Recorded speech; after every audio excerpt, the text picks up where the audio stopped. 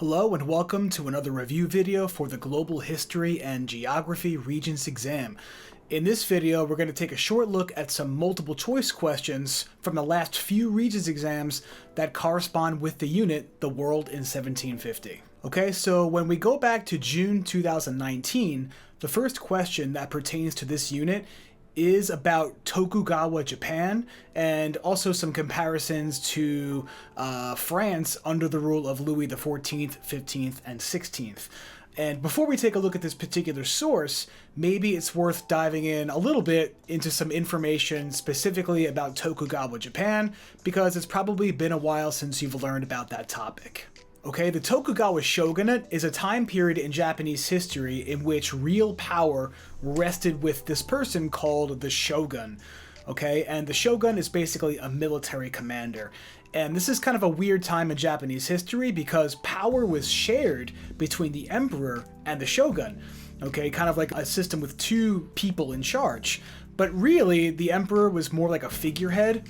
Maybe think of like Great Britain today, right? The royal family kind of represents the country, but they don't have any real power. Real power in Japan at this time was held by the shogun. And it's a time period in which the shogun was trying to centralize their authority over Japan. Well, what does that mean? That's a time period in which they're trying to take power away from local lords. So think of like maybe the Middle Ages time period as it relates to maybe Europe or Japan. Right, the government, the central government is not strong. So a lot of power was held with local landlords. And in Japan, those landlords were called the daimyo.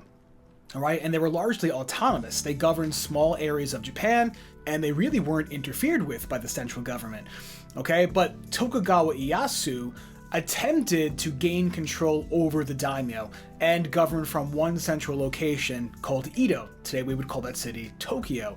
All right, so we're going to talk a little bit about how they began that process of centralizing authority and taking power away from the local lords. Again, those people were called the daimyo. Okay, so the shoguns put an end to a time period of civil war in Japanese history. Okay, typically, as it was with medieval Europe, a lot of the times these local lords tried to gain more power and land, so they fought amongst themselves. Okay, the Tokugawa Shogunate put an end to that period of conflict in Japanese history. Okay, and this is probably the most important thing, the alternate attendance system. Okay, basically, this is one way that the shogun tried to kind of keep watch over the daimyo and make sure they weren't plotting some kind of rebellion off in the countryside. Basically, the daimyo were forced to have two places of residency. One could be off in the countryside, right? Maybe in that section of Japan that they governed, but they also had to maintain a residence in the capital city, right? With the intent of the shogun trying to make sure that they weren't able to plot something outside of the eyes and ears of the central government. And this is similar to what King Louis XIV, the 15th and 16th did in France by making the nobility live in the Palace of Versailles, but we'll get more into that a little bit later. One of the things that the shogunate was known for, the Tokugawa Shogunate, is cutting off interaction to a large extent between Japan and the outside world. Okay, prior to the shogunate taking power, that time period of chaos in Japanese history, some daimyo sought out trading relationships with Europeans in an attempt to bring in gunpowder weapons so that one daimyo can get a leg up, if you will, over another daimyo. So the Tokugawa Shogunate was like, well, if we cut off access to trade with the outside world, the daimyo would not be able to forge relationships with outsiders and bring in anything that could be considered a threat to the central government, including things like gunpowder-based weapons. Okay, also during this time period, we see a decline in the influence of the samurai as the warrior class of Japan. These samurai were largely loyal to their particular daimyo, which remember is just another word for a lord. So when those lords are losing power and influence and there is no more time period of war and chaos, those people were largely unneeded. Okay, they didn't disappear during this time period, but their status is starting to diminish at this moment in Japanese history. Here's a visual of what Japan looked like when the Tokugawa Shogunate was in power. Okay, each one of these little borders here, or boundaries, represents the land governed by one of the daimyo. Okay, the difference is, like I said, the daimyo are no longer autonomous. They have to follow the rules and responsibilities of the central government in Japan, which is based in Tokyo. Okay, so yes, the daimyo might have a residence in one of these sections, but they also had to maintain a residence in the capital city, right? That alternate attendance system. Okay, so this again is a process of making sure that all these sections follow the policies of one government, right? To try to unify Japan under one central government. Okay, so here is the first question that pertains to this particular source. I'm not going to bore you with reading the source, but it might be a good idea to do so on your own, and it might also be a good idea to read the question first so that you know what you're looking for. Okay, this one says, based on this passage, one way the castle at Edo and the palace at Versailles are similar is that both. Okay, so if you look at the source, you'll see that choices 2 through 4 are not in the passage. Nowhere in the source do we see Tokyo or Versailles developing into a monastic center. Okay, monasteries are like religious centers. That's not in the source. The source says nothing about how the castle at Edo and the palace of Versailles were meant to provide protection and prevent attacks, nor does it say that they served as monuments to the military. Okay, the only thing that we can pull from the source that corresponds with the question is choice 1, became symbols of power and wealth. Okay, if you take a look at the source, it says right in the middle here that each complex symbolizes a system of power. A lot of the times in these Regents questions, if you get a source and there are like 2 or 3 questions about it, the first one is testing your reading comprehension, and then the other 2 are testing your historical knowledge and maybe your ability to compare and contrast. Here, we could pull the answer right from the source, okay? Both of these places, the castle at Edo and the palace of Versailles, were meant to symbolize the power and wealth of the leadership of those particular societies. Let's take a look at the second question that pertains to this source. Okay, which claim can be best supported by this passage? This is more about critical thinking, and I'm looking to see which one of these things I can prove to be true using the information in the reading. Okay, choice 1 says the more independent the nobles were, the higher their status. Okay, well, it doesn't say anything about that in the source. Okay, in fact, the source says that the nobles were under the control of the leader. So if they're under the control of somebody else, they're not independent. Okay, choice 2 says nobles maintain their authority by remaining isolated. They're not isolated. Okay, it says in the source that people are going to have to maintain a residence in the capital city. Okay, it says here in the middle, which decreed that the daimyo lords, who were themselves forced to spend alternate years in Edo. So if they're spending years in Edo, they're not isolated. I have to cross off choice number 2. Take a look at choice 4. Spending time in segregated sectors guarantee nobles the support of their ruler. It does mention segregation in the source, but it doesn't say anything about earning the support of the ruler. Okay? The only answer that makes sense here is choice 3. Rulers controlled their nobles by influencing where they lived. That is mentioned for both places, France and Japan, in the document. Let's move on to another question from another past Regents exam. Okay, so let's move to August 2019, and we have a map here that shows major European trading stations and possessions in Africa and Asia circa the year 1750. Okay, so it might be helpful to talk about some background information to help us better understand what's happening in this map.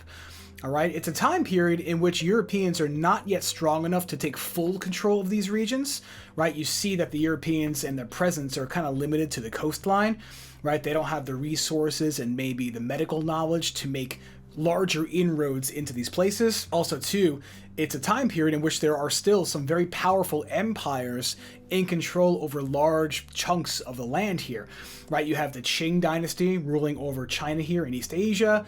You got the Mughal Empire ruling over South Asia, and the Ottomans are dominating at least the eastern portion of the Mediterranean basin, as well as parts of Southwest Asia.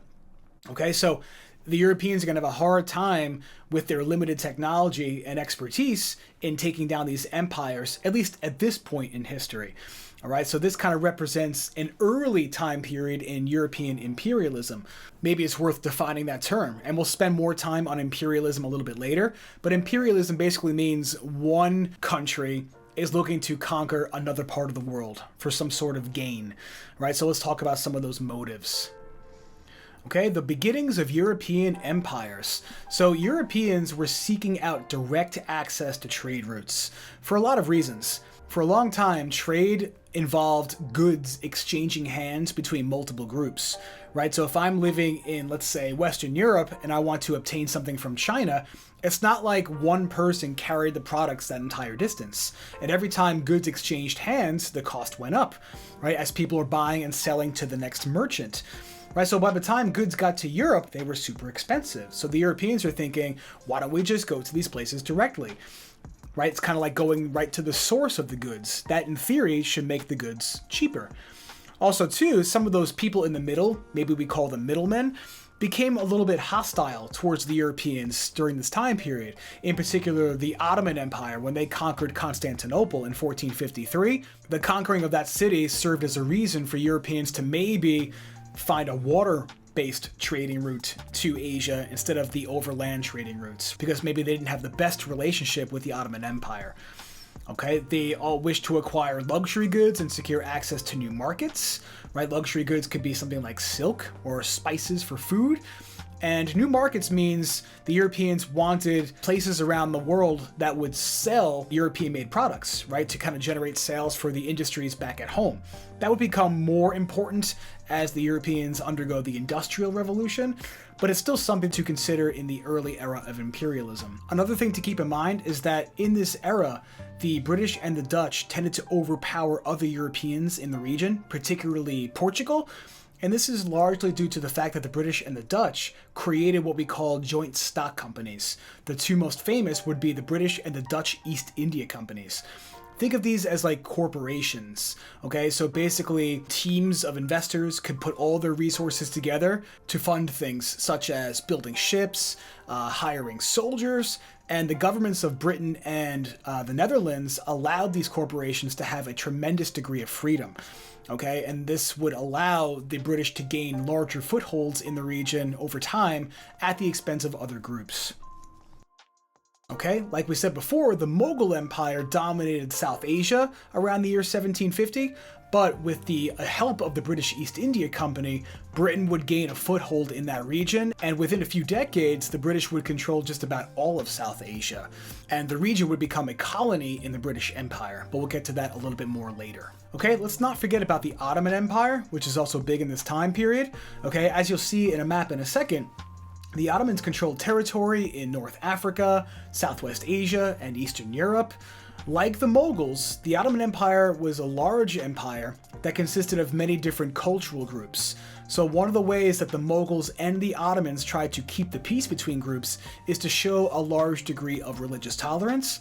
Okay, these are empires governed by Muslims. So Christians and Jews, being people of the book, right, practicing monotheism, they were shown a large degree of respect, with exceptions. You might remember something called the Devshirme system, in which some Christian males were taken by the Ottoman government and forced to serve as like janissaries, okay, or work for the government in some other capacity.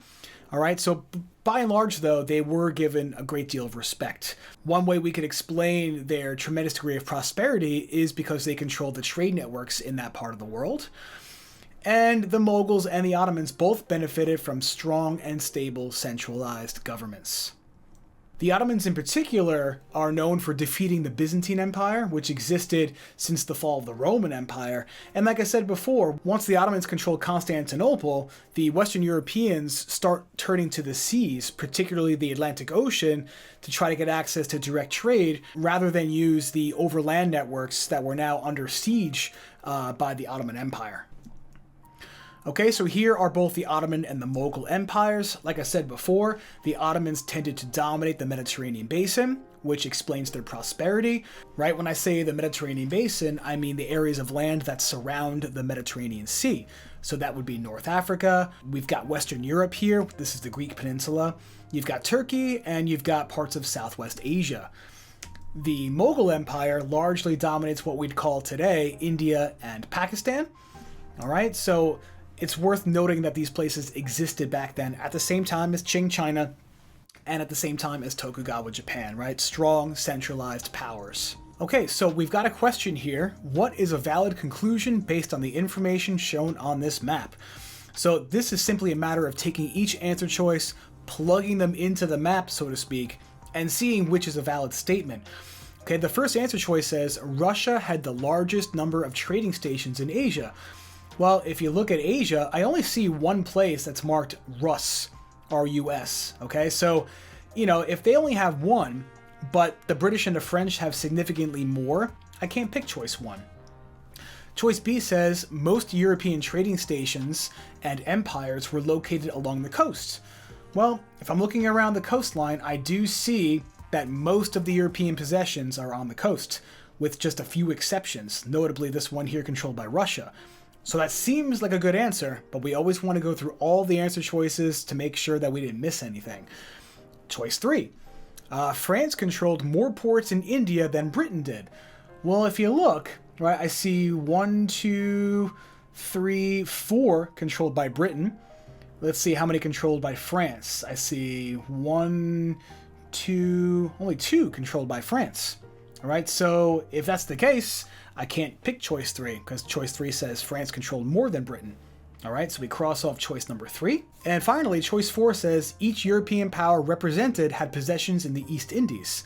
Okay, so I have to find the East Indies on the map, which is down here, right? And the East Indies are dominated by the Dutch, and to some extent, we've got the Portuguese down here as well. All right, so that leaves out the British and the French, right? So that's not all the powers represented here. That's only a couple of them, so I can't pick choice 4. So the best answer here is B, okay? Most of the possessions and territories controlled by foreigners are on the coastline, so pick B as your answer for this particular question. Question number 2. Which Europeans controlled the waterways connecting the Indian Ocean to the Pacific Ocean? Okay, so first I have to find both of those oceans.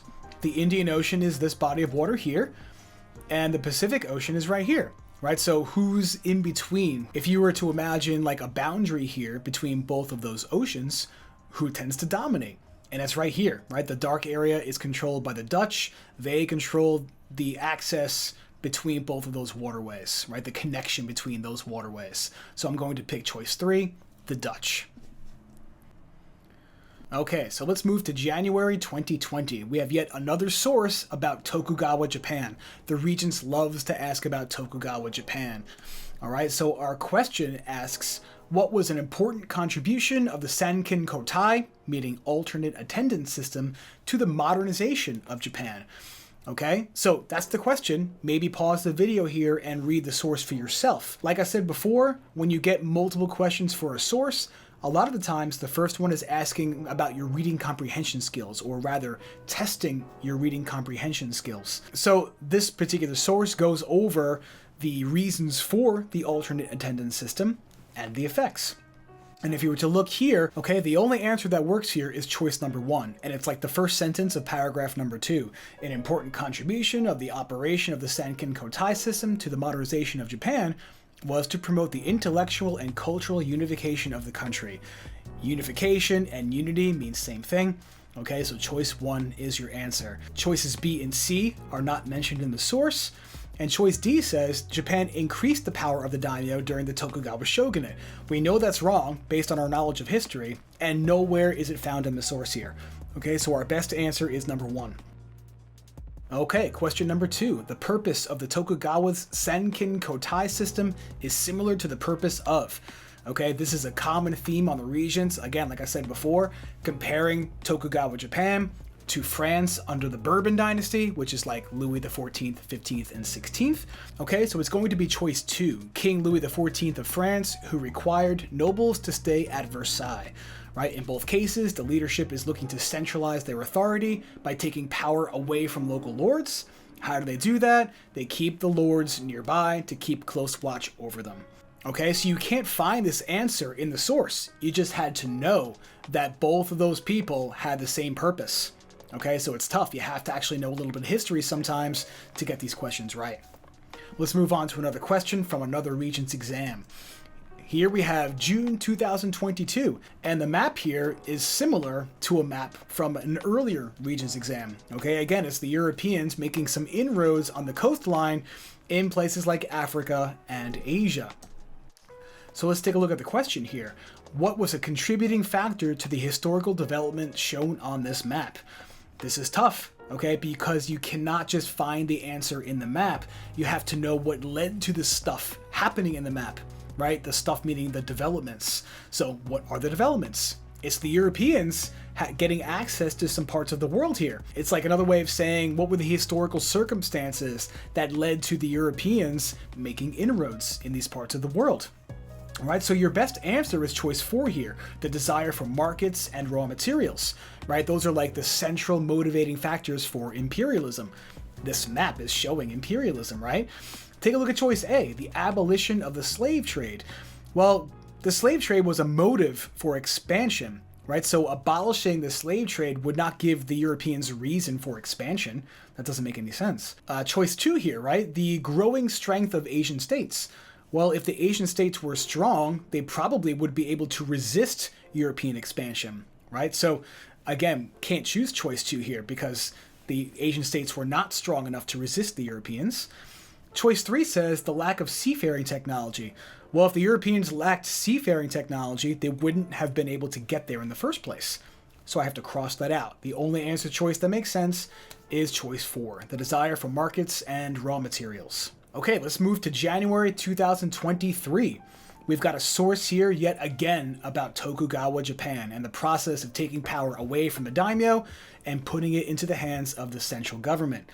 Okay, this first paragraph discusses the unification and centralization efforts of the Tokugawa shoguns, which, like I said, includes tighter control over the lords. And in Japan, they call those people the daimyo. So let's take a look at our question here. Based on this passage, what was one way the Tokugawa Shogunate affected Japanese society? And this is a case where the question can be directly answered from the passage. It's choice 1, they unified Japan, which if you look at the source, the answer is shown in the 4th sentence of the first paragraph, right? These wars came to an end with the unification of Japan by the great generals, right? 3 people who basically used warfare to unite all the Japanese people.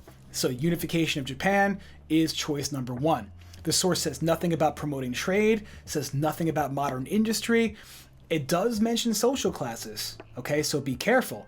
But the choice says that they eliminated social classes, but the source says that they implemented social classes. Okay, so it's one of those like exact opposite answers, if you will. So don't pick choice 4. Be careful with that, right? Choice 1 is your best answer. One more question for today. Based on this passage, which political idea evolved during the Tokugawa Shogunate? Okay, this again, it's not testing your reading comprehension. This is testing your historical knowledge, and in this case, also your vocabulary, right? You have to know what these words mean in order to be able to connect the information in the passage to the vocabulary. So if you don't know, democracy means rule by the people. Absolutism is rule by one. Socialism is more of an economic system in which the businesses and the means of production are publicly controlled, or, controlled by the government, if you will. And then oligarchy is ruled by a few. Okay, so since the source is mentioning Tokugawa Ieyasu consolidating his power, which means making his power stronger, and denying people legal rights, that to me sounds like absolutism, right? Rule by one, in which only one person has power and authority, and maybe people's rights are kind of like an afterthought, if you will, right? What's more important is the needs of the state. So in this case, we're going to choose choice 2, absolutism. Okay, that's going to do it for this review video on the world in 1750. Stay tuned for the next video in which I will cover the Enlightenment and the Age of Revolutions.